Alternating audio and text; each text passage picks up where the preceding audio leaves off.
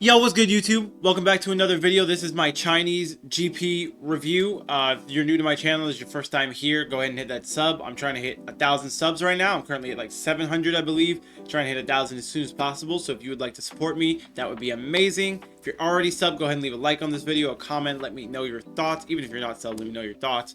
And let's get straight into this. So on my notes, like last time, for like in order of events that happened, but from the beginning, what I remember is Charles losing his front wing end plate, and then finishing the race without it. Although, you know, double DSQ, but you know, moving past that, Fernando and his brake issues, that sucks. 2 DNFs in 2 races back to back, and Lance being in the points back to back is kind of crazy. Because I give Lance a lot of shade. And it's not like he's necessarily out racing Fernando. I don't know if Fernando had that pace or not, but you know, 2 DNFs and 2 back-to-back GPs is not. You never want to see that. You never want to see that, especially for an experienced driver like Fernando. Something I'm really excited to bring up here is Ollie and his amazing overtakes, and Ollie having a catchphrase already in his second race officially in F1 in the Chow. Those overtakes were beautiful. A double switchback in the hairpin, or a switchback in the hairpin, but he did it twice. He did it twice to 2 different drivers. One of them being Mr. Liam Lawson, whose seat is in jeopardy right now because, yeah, I don't know why they didn't give Yuki that seat to begin with, but toss Liam in next to Max in a Red Bull that is not very good this year. That's a good idea. Big brains from Red Bull. I like to see it. But back to Ollie. Those overtakes were so good, and I'm very happy for him. And I love that the rookies are not falling off the face of the earth and actually getting to show themselves. And Ollie is getting to show his potential.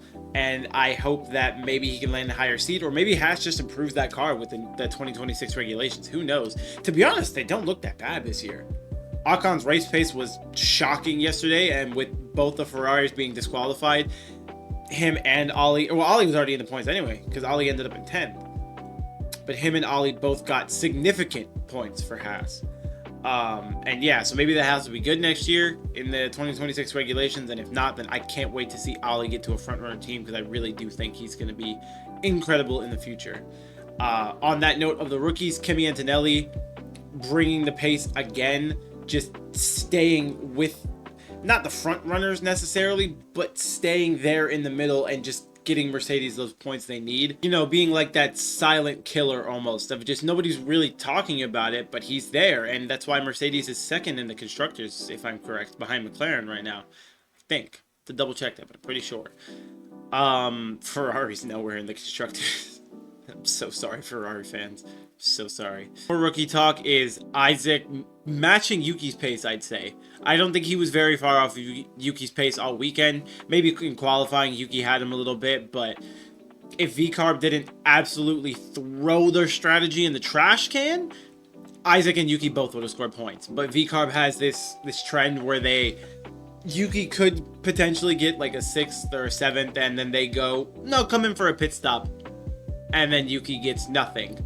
And now you have Isaac, who is surprisingly close to Yuki, and you're also throwing away his race by bringing them both in for a 2-stopper on a race where you really didn't need to.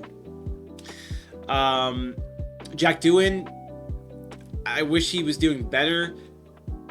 I don't really think he gets to show talent in that Alpine necessarily. I mean, Pierre Gasly is kind of there. He's kind of middle of the pack always, and Jack isn't right now. Jack's more towards the back, and that's a combination, I think, of that car not being amazing, but also still his lack of experience. Personally, I think Jack has been well, if you count Liam as a rookie, then not the most disappointing, but Jack has been the most disappointing of the 5 rookies that I'm thinking of, that being him, Isaac, Gabriel, Ollie, and Kimi. Jack has been the most disappointing, and I don't know if people were expecting that. I was kind of expecting all of them to be within the same region, but Kimi and Isaac and Gabriel and Ollie, did I say Ollie? No, I didn't say Ollie, have been showing that they have the potential, that they're the next star for a team, and I just don't think Jack is doing that, sadly. Maybe he gets replaced by Franco, maybe not, because there was talks about Franco going to V-Carb and Yuki going to Red Bull to replace Liam, who, by the way, if we're talking about in the sense of rookies, huge, like, he should have gone to V-Carb before Red Bull to develop a little bit, because he's good. I do think Liam has that talent, but I think you threw him next to Max expecting Red Bull to still be all the way at the top this season, and they're not. And Liam can't get the most out of that car, and he's, still learning F1, kind of. I mean, he's been in, his number of races. He did really good when he stepped in for Daniel Ricciardo. It was Danny Rick, right? Yeah, he did good when he stepped in for Daniel Ricciardo in that crazy race where you could barely see anything. And now he's in the Red Bull next to Max, and he looks like everybody else that's been in the Red Bull next to Max, minus Sergio. But even Sergio started to look like that towards the end. But again, we don't know if that's because of the Red Bull, if it's just because Liam is choking under pressure. I don't know. I would hate to see Liam, just fall out of F1. I think he deserves another chance. With what team, I don't know. But he's not Logan Sargent. He's not Nick DeVries. He's not crashing every practice and every race. He just doesn't have the pace yet. I think there's potential there. He's bold. He's confident. Maybe a little bit too confident sometimes. But it's controllable. We got to see. This is just everything that I'm thinking of about Liam right now. But we'll move on from the rookies and Liam also, because I could go on a whole spew about Liam. Switch gears to Williams. Alex has already outscored himself from last season in 2 races. That is incredible, and I'm so happy that Williams is up there and fighting for points consistently every race. Williams might be my second favorite team. I don't know. I've never really thought about who my second favorite team is, but it might be Williams. Especially now because Carlos is there, because Carlos is definitely my third favorite driver behind my 2 McLaren boys, obviously. So, yeah, with Carlos being on Williams, they might be my second favorite team. That's not important, though. What is important is Alex scoring consistent points and being confident. That radio message and the confidence that you can hear is really good. It's really nice to hear from a driver of Alex's level, because now that car is fighting for some points. And then Carlos, he's still coming into that car, I hope, because he was even saying that he felt like there was a lot of pace left in him. And I'm so happy that he has James Vowles as a team principal now, and Williams Racing Engineers, and not whatever the fuck Ferrari had going on. Because it's nice to hear re-encouraging words, even if it's a lie. Because James Vowles did it with Logan, and we knew it was a lie, but he was nice to him. And that's what mattered. He kept his confidence up. Carlos has confidence in a team that backs him and really believes in him now. Carlos is going to soar. If that Williams is championship worthy in the 2026 regulations, Carlos is going to absolutely soar, and I'm so excited for it. But now on to the most juicy stuff, the end of the race, the finishing order of the top 3 podium places: Oscar Piastri, Lando Norris, and George Russell. First of all, congratulations to George Russell for getting 2 back-to-back P3s. That's fucking incredible. In the first 2 races, just being there, just being in the championship fight a little bit, keeping Mercedes in the fight by getting a podium twice. And then, of course, I am so happy that McLaren could potentially have 2 drivers fighting for the championship this season instead of just the one. Because although I do like Lando more because he was there first, I love Oscar. And I don't care. If one of them win, I'm happy. I don't care who it is. If they start bickering, I don't give a fuck. I just want to see one of you win the championship. Don't fuck it up for each other. Don't do a Hamilton-Rosberg and start crashing. We don't want that.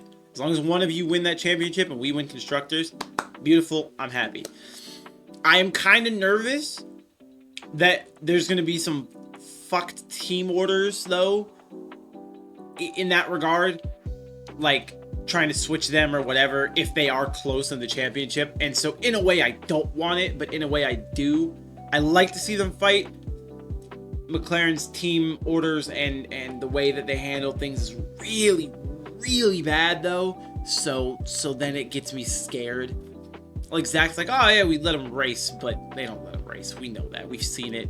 Ooh, papaya rules. It's fucking stupid. So, a little scared, a little not scared. As like I said, as long as they don't take each other out like Hamilton and Rosberg, we're good. We're good. I am confident that they have the car for this. That could change mid-season, but as of right now, I'm confident that we have the car, that we can win the constructors, and one of them is winning WDC. And I am hype, so hype. And then I briefly mentioned it earlier, Ferrari getting double disqualified. Crazy. That's crazy. You never want to start the season like that. You go from Hamilton winning the sprint to a double disqualification. And being like a really like the worst of the best.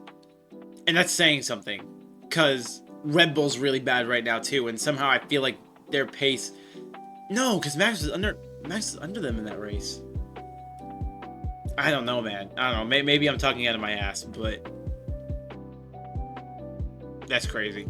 That's crazy. I expected Ferrari to be like a fight, and maybe they still are. It's only 2 races, but it's just looking like classic Ferrari. High expectations, low delivery, or high expectations, a little bit of high delivery, but then Ferrari ultimately fucking it up, like they do, like they do. And if you're a Ferrari fan, you know. Some Ferrari fans argue otherwise, but you know what I'm talking about. You understand. So yeah, that's my final thoughts on this video. I think I probably missed some things, and I probably ranted a bunch, but if you stuck around this long, I really appreciate you. And if you're not subbed yet, go ahead and drop a sub for me. Go ahead and like the video if you're already subbed, or even if you're not subbed, drop a like. It would help me out a lot. Leave a comment, let me know your thoughts, and I will be back again in 2 weeks for the Japanese GP. I'm very excited for it, because it could be driver switch ups and a whole bunch else. I'll see you then. Peace.